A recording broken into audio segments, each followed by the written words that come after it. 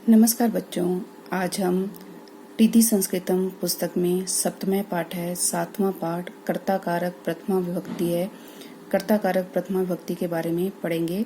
इससे पहले हम छठे पाठ में कारक परिचय के अंतर्गत कारकों के बारे में पढ़ चुके हैं कि कारक कितनी प्रकार के होते हैं। जैसे बेटा हमने यहाँ पर पढ़ा था कि कर्ता कारक, कर्म कारक, करण कारक, संप्रदान कारक, अपादान कारक, संबंध कारक और अधिकरण कारक, हमने जो है इनके बारे में जो है विस्तार से पढ़ा था। आज हम जो है कर्ता कारक के बारे में पढ़ेंगे। बेटा हमने इसमें ये पढ़ा था कि जैसे कि क्रिया करने वाले को जो है कर्ता कारक कहते हैं, यानी कि जो क्रिया का संपादन करता है उसे हम क्या कहते हैं? कर्ता कारक कहते हैं। जैसे राम खाता है, जैसे आपको यहाँ पर उदाहरण दिया गया है, राम खाता है, राम में खादती, तो इसमें जो खाने का जो काम है वो किसके द्वारा पूरा किया जा रहा है? राम के द्वारा। तो राम यहाँ पर आपका क्या हो गया? कर्ता हो गया। जैसे यहाँ हम ये कह सकते हैं कि बालक है पढ़ती, बालक है पढ़ती, यहाँ पढ़ने का कार्य किसके द्वारा पूरा किया जा रहा है? बालक के द्वारा। तो बालक यहाँ पर आपका क्या हो गया? कर्ता हो गया। जैसे अब आप पुस्तक में जो है लिखने का कार्य करते हैं, अब मैंने ये कहा कि महेश है लिखती, तो यहाँ पर लिखने का कार्य किसके द्वारा किया गया? महेश के द्वारा किया गया। तो महेश आपका यहाँ पर क्या हो गया? कर्ता कारक हो गया। तो कहने का अर्थ है बेटा कि जो क्रिया का संपादन करता है उसे कर्ता कारक कहते हैं, अर्थात काम करने वाले को कर्ता कारक कहते हैं। यानी कि जो कार्य आपके द्वारा किया जा रहा है उसे हम क्या कहते हैं? कर्ता कारक कहते हैं। और कर्ता कारक में क्या होता है? प्रथमा विभक्ति होती है। जैसे यहाँ पर आपको कुछ उदाहरण दिए गए हैं। छात्र है पढ़ती, छात्र पढ़ता है, छात्रौ पढ़ता है, दो छात्र पढ़ते हैं, छात्राः पठन्ति, अनेक छात्र पढ़ते हैं, बालिका नृत्यति, लड़की नाचती है, बालिके नृत्यते, दो लड़कियां नाचती हैं, बालिकाः नृत्यन्ति, अनेक लड़कियां नाचती हैं। तो ये जो यहाँ पर आपको ये उदाहरण दिए गए हैं, इनमें छात्र है, छात्रौ, छात्राः, बालिका, बालिके, बालिका, इनमें जो है बेटा क्या है? पढ़ने और जो है नृत्य करने का जो है कार्य किया जा रहा है। अब पढ़ने का कार्य किसके द्वारा किया जा रहा है? छात्र के द्वारा। और यहाँ पर क्या है? छात्रों पढ़ते हैं, तो यहाँ पर जो है पढ़ने का कार्य किसके द्वारा किया गया है? दो छात्रों के द्वारा। और यहाँ पर जो है अनेक छात्रों के द्वारा किया गया है। इसी प्रकार जो है यहाँ पर नृत्य करने का कार्य जो है बालिका, बालिके, बालिका के द्वारा किया गया। ये सारे जो हैं यहाँ पर ये छात्र है, छात्रों, छात्राः, बालिका, बालिके, बालिका आपके क्या हैं?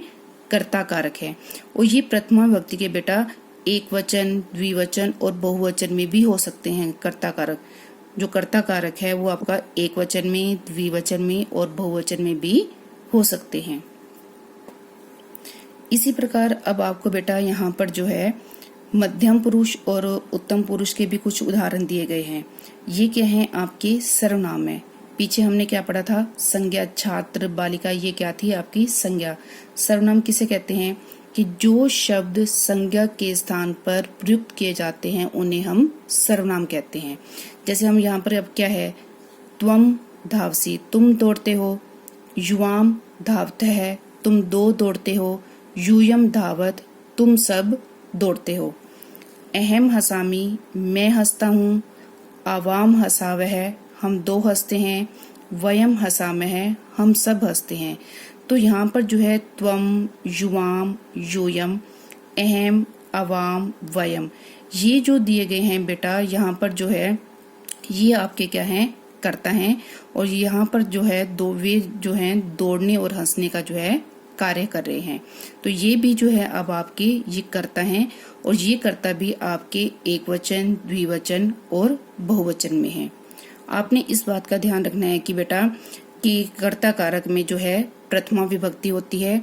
कर्ता या तो आपका एक वचन में हो सकता है, या द्विवचन में, या बहुवचन में हो सकता है। और जो क्रिया में जो परिवर्तन आता है वो किसके अनुसार होता है? वो कर्ता के अनुसार ही होता है आपका, क्योंकि जो क्रिया में बदलाव आता है, परिवर्तन आता है, वो कर्ता के अनुसार ही होता है। और कर्ता में जो वचन और पुरुष होगा वही जो है क्रिया में होगा। जैसे आपने यहाँ पर देखा कि कर्ता क्या है, अब आपका द्विवचन में है, ठीक है, तो क्रिया भी आपकी द्विवचन में आ गई। अगर कर्ता यहाँ पर आपका बहुवचन में है तो क्रिया भी आपकी बहुवचन में ही होगी। तो एक बात आपके यहाँ पर ध्यान देने योग्य है बेटा कि जरूरी नहीं है कि यहाँ पर आपको साथ में ने चिन्ह मिले। जैसे हमने ये कहा कि राम में खाती, राम ने खाया, तो वहां पर आपको ने चिन्ह मिल गया तो आप पहचान आसानी से कर सकते हो कि ने चिन्ह है तो इसमें कर्ता कारक है। लेकिन कई बार क्या होता है कि यहाँ पर जो ने चिन्ह नहीं होता। जैसे हमने ये कहा बालकः खादन्ति, बालक खाते हैं, तो यहाँ खाने का कार्य किसके द्वारा पूरा किया गया, बालक के द्वारा किया गया ना। तो यहाँ पर चिन्ह तो नहीं मिला आपको कि बाल को ने खाया, हमने ये नहीं कहा, हमने यह कहा कि बालकः खादन्ति, ठीक है, बालक ने खाया। तो यहाँ पर कई बार क्या होता है कि कर्ता कारक में बेटा ने चिन्ह का जो है लोप हो जाता है, यानी कि ने चिन्ह के बिना भी वाक्य होते हैं। तो यहाँ पर जो है वो बालकः खादन्ति, तो यहाँ बालक जो है आपका कर्ता कारक है, ठीक है। चलिए आइए अब हम आगे देखते हैं।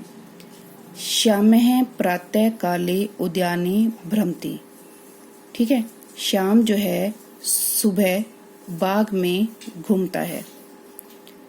एषा बालिका अस्ति, यह, अब एषा क्या है, यहाँ पर आपका ये सर्वनाम है। एषा बालिका अस्ति, यह लड़की, अस्ति है, यह लड़की है। बालिका किम करोति, बालिका लड़की, किम क्या, करोति करती है, लड़की क्या करती है। तो यहाँ पर प्रश्न है तो इसलिए आपको यहाँ पर पीछे प्रश्नवाचक चिन्ह दिया गया है। लड़की क्या करती है, तो यहाँ पर क्री धातु है, ठीक है, तो क्री धातु से प्रथम पुरुष का एक वचन आपका क्या बना, करोति। बालिका फलम खादति, बालिका लड़की, फलम फल, खादति खाती है, लड़की फल खाती है। तो यहाँ पर कौन सी धातु हुई, यहाँ पर आपकी खाद धातु हुई। खाद धातु से आपका क्या बना, खादति। यह लड़की है, लड़की क्या करती है, लड़की फल खाती है। एषः श्यामः अस्ति, एषः यह, श्यामः श्याम, अस्ति है, यह श्याम है। श्यामः प्रातःकाले शीघ्रम उत्तिष्ठति, श्यामः श्याम प्रातःकाले सुबह शीघ्रम जल्दी उत्तिष्ठति उठता है, श्याम सुबह जल्दी उठता है। प्रातः उत्थाय स उद्याने भ्रमति, प्रातः सुबह उत्थाय उठकर सह वह उद्याने बाग में भ्रमति घूमता है, सुबह उठकर वह बाग में घूमता है। तो यहाँ पर आपकी भ्रम धातु है, ठीक है, और यहाँ पर जो आपका ल्यप प्रत्यय लगा हुआ है।